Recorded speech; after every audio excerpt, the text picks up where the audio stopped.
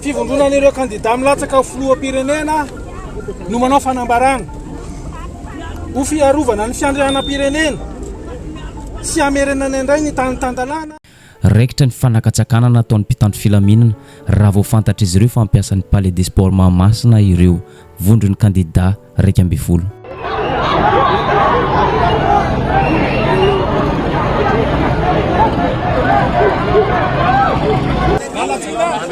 Miala tsiny ahoana ry colonel Ramsey azafady moramora moramora samby afaniataka tsy tavenanao palevavady raha ranan-kaiky ity hetsika androany ity efa fikasana nataon'ireo vondrona kandida 12 hanao fanambarana ho an'ny vahoaka malagasy etsy amin'ny Palais des Sports Mahamasina. Fantatry fitondram-panjakana zay zavatra izay vao maraina efa feno mpitandro filaminana tetsy Mahamasina. Rakotra miaramila ihany koa tetsy amin'ny kianjan'ny 13 Mai tetsy Analakely efa vonina hanakana ireo hetsika tao androany ity izy ireo. Araka ny hitantsika amin'ny sary io rehefa nigadona tetsy Mahamasina ireo vondron'ny kandida dia raikitra ny fanakatsakanana tsy navelan'ireo mpitandro filaminana hiditra ao anatin'ny Palais des Sports Mahamasina izy ireo.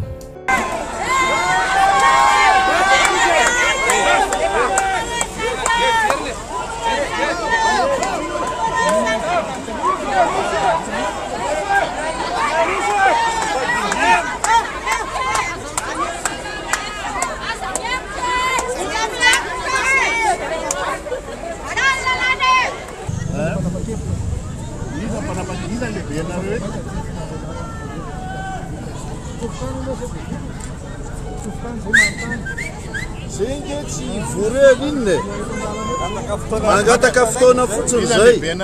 Iza lehibe anareo takany rendez-vous fa tsy kananareo le vavady idiran'ny olona.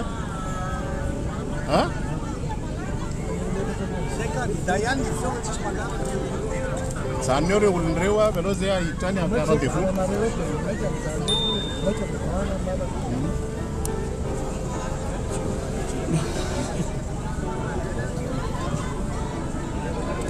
Sisy lehibe ve nareo reto sa inona sisa lehibe nareo reto? Iza lehibe nareo reto? Ampy zay ahoana?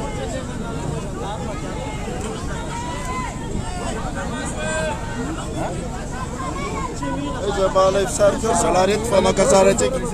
Aiza ny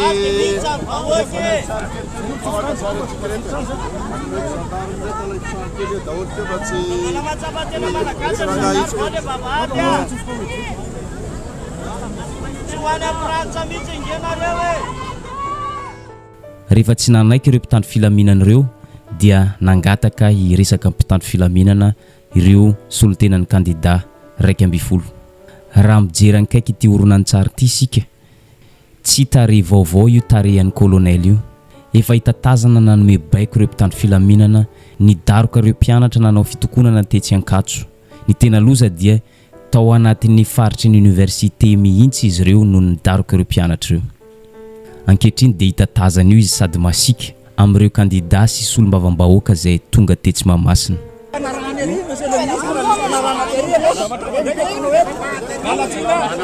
miala tsiny ahoana ry colonel Ramsey azafady moramora moramora samby afaniataka tsy tavenanao palevavady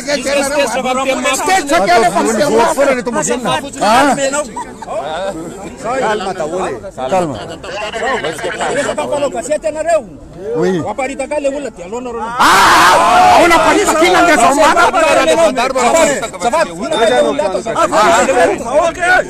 mangataka anao mety olona député aloha manaradala samy falaja rehefa fanaja rehefa tsy manaradalana dia mbatony eko zay mbatonytenana ianao hoe tsy manaradalana Ramsey azafady tsy manaradalana zava dia mbola mandray baiko any ianao tsy dirako zay Ramsey dia tana miala rehefa tsy mety gazety miresanareo eto le olona ambineo miala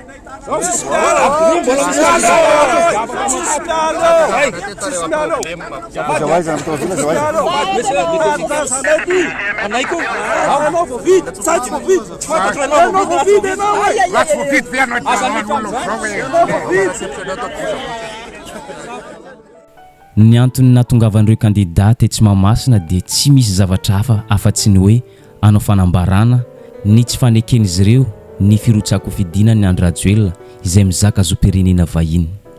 Mitaky ihany koa izy ireo ny anovana ny firafitry ny seni ary ny fametrahana corps électoral spécial. Tsy eken'izy ireo koa ny gouvernement ankehitriny izay tsy ara-dalàna napetraky ACC. Fivondronan'ireo kandida milatsaka filoham-pirenena no manao fanambarana ho fiarovana ny fiandrianam-pirenena sy amerenana indray ny tany-tandalàna mba hisian'ny fifidianana madio, marina, tsy mitanila, manaja ny demokrasia ary eken'ny rehetra.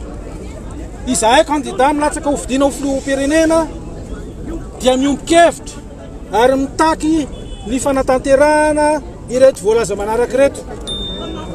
Voalohany, tsy manaiky ny filantsahan'ny kandida, tsy mizaka ny zom-pirenena malagasy hifaninana ho fidiana ho filoham-pirenena malagasy. Faharoa, mitaky ny fanovana ny firafitry ny seni amin'izao endriny ankehitriny izao. Fahatelo, mitaky ny fametrahana corps électoral spécial hitsara ny fifidianana. Fahaefatra, tsy manaiky ny gouvernement ankehitriny hitantana ny raharaha-pirenena mandritra izao fanomanana ny fanatanterahana ny fifidianana izao. Mba hahafahana manatanteraka ireo dia hiroso amin'ny ezaka rehetra izahay mba hatongavana amin'ny fifanarahana politika. Ny fanatanterahana ireo dia antoka mba hahafahana miroso amin'ny fifidianana milamina sy eken'ny rehetra.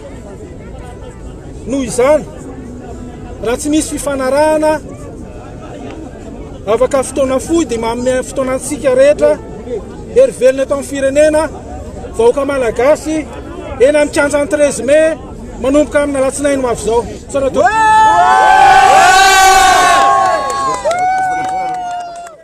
Raha atao banky tokana ity antodian'izy ireo ity dia mitaky fifidianana mangarahara sy madio.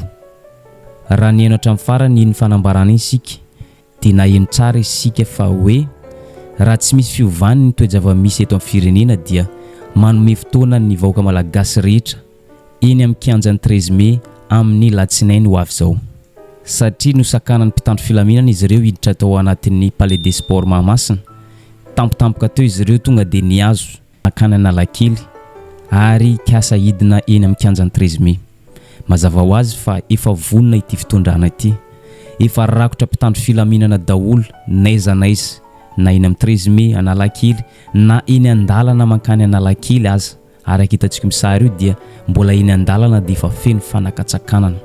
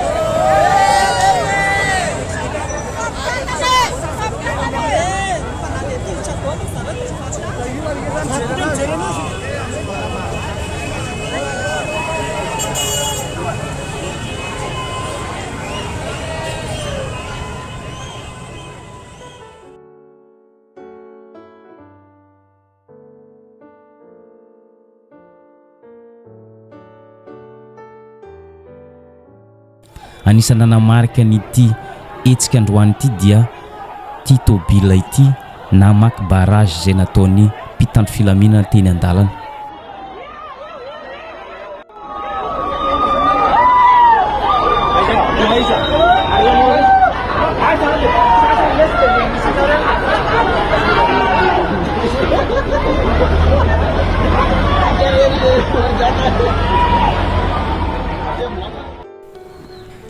Toy izao ny etsy Analakely tamin'ny ora vitsivitsy lasa zay, rakotra mpitandro filaminana daholo.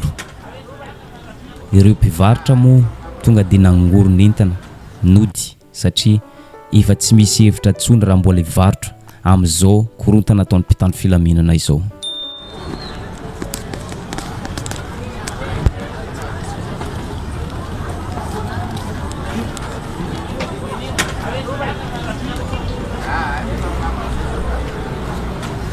Eto ampamaranana, romotra dia romotra ny fitondram-panjakana ankehitriny, mampiasa hery rehetra zay azon'izy ireo atao, mikarama mpitandro filaminana, mikarama olona ato amin'ny tampazotra-tserasera, naiza dia ahitana olona voakarama daholo.